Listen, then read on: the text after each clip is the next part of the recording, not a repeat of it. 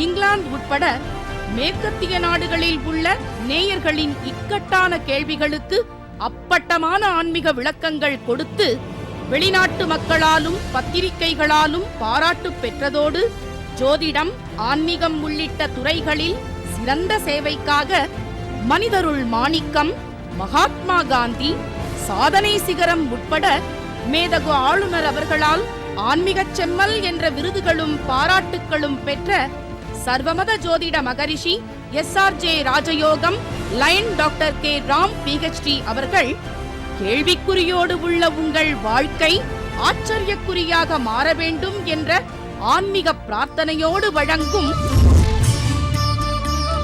ராஜயோகம். வணக்கம் நேர்களே, இது உங்கள் அபிமான கேப்டன் டிவி வழங்கும் ராஜயோகம் நிகழ்ச்சி. அன்பு நேயர்களாகிய உங்களை சந்திப்பதில் மிக்க மகிழ்ச்சி. Singapore, Malaysia, Sri Lanka, Australia, London உள்ளிட்ட பல நாடுகளுக்கு நேரில் சென்று தனது அற்புதமான ஆன்மீக சொற்பொழிவுகளின் வாயிலாக ஜோதிடத்தை உலக நாடுகளில் உறுதிப்படுத்தி தெளிவுபடுத்திய சர்வமத ஜோதிட மகரிஷி SRJ ராஜயோகம் line doctor K. Ram PhD அவர்களை நேரில் சந்திப்போமா? வணக்கம் சார்.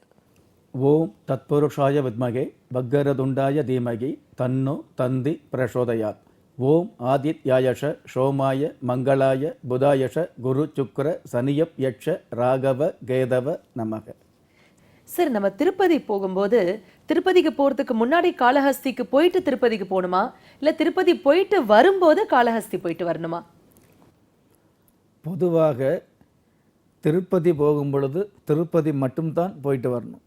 காளஹஸ்தி போகும் பொழுது காளஹஸ்தி மட்டுமே போயிட்டு வரணும்.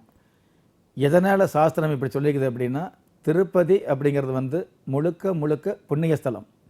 காளஹஸ்தி அப்படிங்கிற அந்த திருத்தலம் வந்து முழுக்க முழுக்க பரிகாரத்தலம். அப்போ இந்த பரிகார ஸ்தலங்களுக்கு செல்லும் பொழுது இந்த மாதிரி புண்ணிய ஸ்தலங்களுக்கும் சேர்ந்து சென்று வந்தோம் அப்படின்னா உங்களுக்கு கிடைக்கக்கூடிய பாக்கியங்கள் வந்து தடுமாற்றம் ஏற்படக்கூடிய அமைப்பு தான் இருந்துக்கிட்டு இருக்கும். உதாரணமாக நிறைய பேர் என்ன பண்ணுறோம் அப்படின்னா, ரொம்ப தூரத்துலேருந்து நம்ம வர்றோம், காளஹஸ்தி போகும்போது பக்கத்தில் திருப்பதி இருக்குது, போயிட்டு வரலாமேன்னு சில பேர் நினைக்கிறாங்க. இன்னும் பல பேர் வந்து அவ்வளவு தூரத்துலேருந்து வந்து திருப்பதி போகிறோம், பக்கத்தில் காளஹஸ்தியும் போயிட்டு வரலாமேன்னு நினைக்கிறோம். காளஹஸ்தி வந்து முழுக்க முழுக்க பரிகார ஸ்தலமாக இருக்கிறதுனால இந்த பரிகார ஸ்தலங்களில் போய் உங்களுக்கு உண்டான ஒரு சில தோஷங்களை தவிர்த்துட்டு சந்தோஷங்களை அள்ளக்கூடிய அமைப்பில் இருக்கும் பொழுது இந்த பரிகாரம் பண்ணி முடிச்சுட்டு நேராக வீட்டுக்கு வந்தீங்கன்னா தான் இந்த தோஷ நிவர்த்தி அப்படிங்கிற அளவுக்கு உண்டான ஒரு அருகதை உங்களுடைய குடும்பத்துக்கு கிடச்சிக்கிட்டு இருக்கும். அதே மாதிரி திருப்பதி சென்றால் திருப்பம் வந்து சேரும் அப்படின்னு சொல்கிற அளவுக்கு இந்த திருப்பதி அப்படிங்கிற இந்த மாபெரும் புண்ணிய ஸ்தலத்திற்கு நீங்கள் போனீங்க அப்படின்னா, திருப்பதிக்கு மட்டுமே நீங்கள் போயிட்டு வந்தீங்க அப்படின்னா, அதாவது தோஷங்களை நீக்கி சந்தோஷத்தை மட்டுமே பார்க்கக்கூடிய, சந்தோஷத்தை மட்டுமே அனுபவிக்கக்கூடிய பாக்கியம் பெற்ற அந்த புண்ணியவான்களை சந்திக்கும் பொழுது உங்களுடைய குடும்பத்திலும் வந்து நிச்சயமான ஒரு திருப்பம் மறுப்பு ஏதும் இல்லாமல் கிடைக்கும் அப்படிங்கிற விஷயத்தை இந்த புண்ணிய ஸ்தலம் சொல்லி வச்சிருக்குது. எல்லாவற்றுக்கும் மேலாக பொதுவாகவே வந்து பார்த்தீங்கன்னா, இந்த திருப்பதியில் வந்து பார்த்தீங்கன்னா ஒவ்வொரு விஷயமும் வாஸ்துப்படி இருக்குது அல்லது மனையடி சாஸ்திரப்படி இருக்குது அப்படிங்கிறத விட அந்த திருப்பதி மலையே வந்து பார்த்தீங்கன்னா வாஸ்துப்படி இயற்கையாகவே அமைஞ்சிருக்குது அப்படிங்கிறது தான் இந்த பிரபஞ்ச விதியில் வந்து எல்லோருமே பார்த்து ஆச்சரியப்படக்கூடிய அருமையான விஷயமா இருந்துகிட்டு இருக்குது. இப்போ ஒருவர் வந்து இந்த மாதிரி காளஹஸ்திக்கு போய் இந்த மாதிரியான வழிபாடுகளை வச்சு தோஷ நிவர்த்தி பண்ணிவிட்டு அதுக்கப்புறம் வீட்டில் வந்து ஒரு பொழுதாவது சாப்பிட்டு, அதாவது ஒரு நேரமாவது சாப்பிட்டு ஒரு நேரமாவது நித்திரை இடணும் அப்படிங்கிற பரிகார சாஸ்திரம் சொல்லி வச்சுருக்குது. இந்த மாதிரி முறைகளை பண்ணிக்கிட்டு அதுக்கப்புறம் அடுத்த நாளே நீங்கள் திருப்பதி போகிறது வந்து தவறு கிடையாதுங்க, அல்லது அடுத்த வருஷம் கூட போகலாம். அந்த மாதிரி திருப்பதி போயிட்டு இப்போது திருப்பதி போனால் திருப்பம் வரும்னு சொல்கிறோம். சில பேர் வந்து நான் திருப்பதி பல முறை போயிட்டு வந்தும் திருப்பம் கிடைக்கலையேன்னு நினைப்பாங்க. அந்த மாதிரி கவலைப்பட வேண்டாங்க. இந்த மாதிரி பரிகாரங்களையெல்லாம் முடிச்சுட்டு வீட்டுக்கு வந்ததுக்கப்புறம் அடுத்த மாதமோ அடுத்த வருஷமோ நீங்கள் வந்து கண்டிப்பாக திருப்பதி போகிற ஒரு ஏற்பாடு வச்சுக்கோங்க. அந்த மாதிரி திருப்பதி போகும் பொழுது கண்டிப்பாக திருப்பதி போகிற வழியிலையோ வர்ற வழியில் யாருக்கிட்டுமே வந்து சண்டை அப்படிங்கிற ஒரு சூழ்நிலை ஏற்படுத்திக்காமல், வாக்குவாதத்தை ஏற்படுத்திக்காமல் சமாதான ஒரு முயற்சியோடு போயிட்டு வாங்க. அதே மாதிரி திருப்பதியில் போயிட்டு வந்து எவ்வளவு தரிசனம் பண்ணினாலும் அந்த ஏழுமலையான தரிசனம் பண்ணினதுக்கப்புறம் பின்னாடி கோபுரத்தை பார்த்து தரிசனம் பண்ணணும். அதாவது ஆலய தரிசனம் பாவ விமோசனம், கோபுர தரிசனம் கோடி புண்ணியம் அப்படிங்கிற அந்த பழமொழி திருப்பதிக்கு நிச்சயமாக பொருந்தி வரக்கூடிய ஒரு முதுமொழியாக இருந்துகிட்டு இருக்குது.